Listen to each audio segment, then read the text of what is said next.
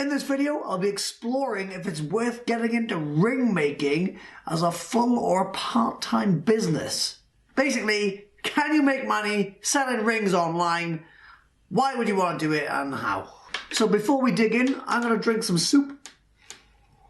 Lentils. And I'd like to ask you guys, what is the main thing that you're struggling with when it comes to starting a handmade business? So leave me a comment and feel free to ask me any questions. What are the main hurdles that you're facing?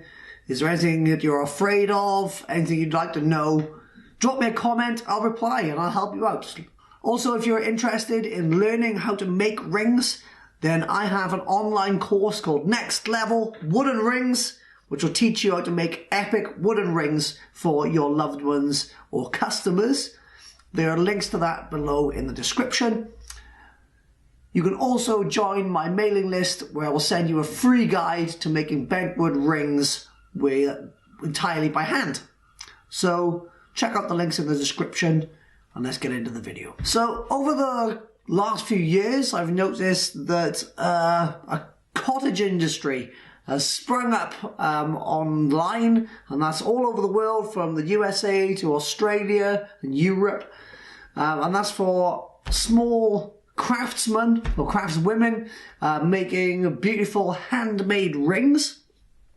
And I think that this is due to the popularity of YouTube channels like Patrick Adair Designs, 10 Best Rings, Go Meow Creations, Chains You Can Wear, maybe even this channel.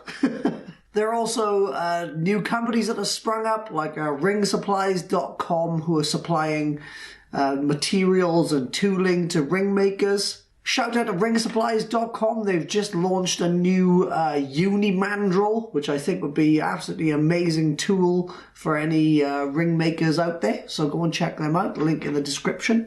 And I think it's fair to say that websites like Etsy and platforms like Shopify have made it extremely easy for small businesses to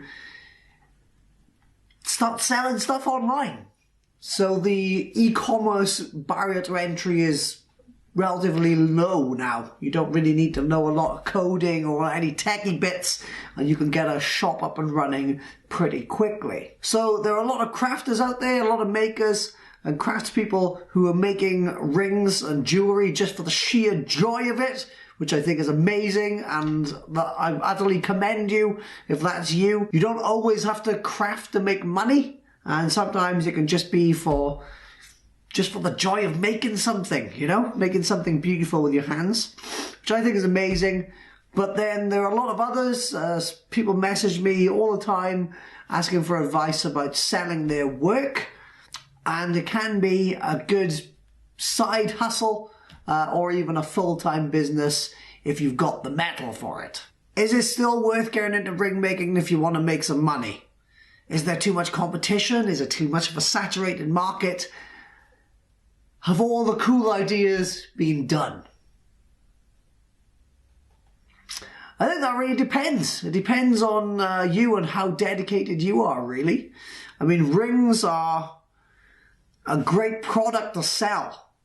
Every time I've mentioned product design or selling on Etsy or something in other videos, I've always said that a great product should be useful, attractive, repeatable, easy to price, and easy to post. So rings are useful as people have been using them since the dawn of time as self-adornment. I don't think it's far-fetched to imagine ancient people carving bits of wood and bone to wear on their fingers.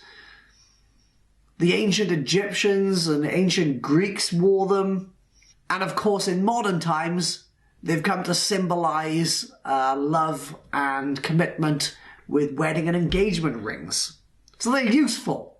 Bosh! Secondly, a good product needs to be attractive. Now, the best ring makers out there make, you know, beautiful pieces of jewelry, and rings almost have like a mythical reverence about them. You see them in myths, legends, fantasy, folklore. and they're all across the mainstream media. So rings are naturally really attractive pieces of jewellery, usually. Not always. A few of my designs haven't necessarily been the nicest. A good product should also be repeatable and easy to reproduce, and with rings being relatively small objects, it's pretty easy to replicate them time and time again, and you can source all sorts of beautiful exotic materials in order to make rings, so that's awesome. They're also small, so you can post them all over the world with relative ease, and you can make them as cheap or as expensive as you like. So of all the jewelries, I would say that rings are probably the best one to try and sell, and I think they have the highest profit margins, in my opinion. But there are lots of new shops popping up all the time, and it's harder to stand out from the crowd.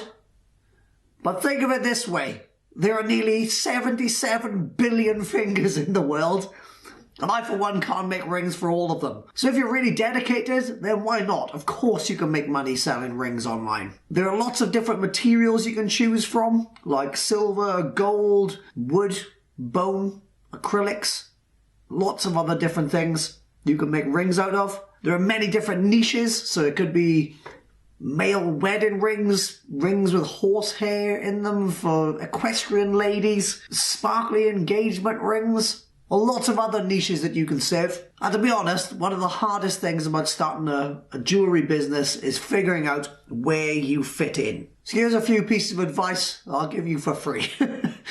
Number one, as Macho Man Randy Savage said, the cream will always rise to the top. So make sure that your skills are on point. If you're planning to come into a marketplace filled with other really talented craftspeople, then you have to be really talented to compete. Don't just come in and lower your price and come in with a subpar product and try and undercut everyone. That hurts everyone in the long run. So yeah, develop your skills, make sure you can make really nice pieces of jewellery, and don't try and compete on price, compete on craftsmanship. 2, choose a platform to get started on and practice your e-commerce skills and your customer service.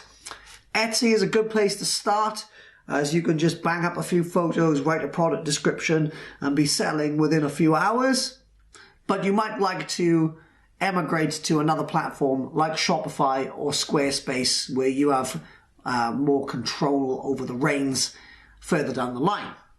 3, there are going to be lots of other different areas other than the actual crafty side of making your jewellery for you to master. You're going to need to get good at marketing to attract customers, and that's going to entail a lot of different things. Everything from copywriting, photo editing, taking nice photos in the first place, video editing, graphic design, data analyzing, and keeping up with the latest social media platforms and updates.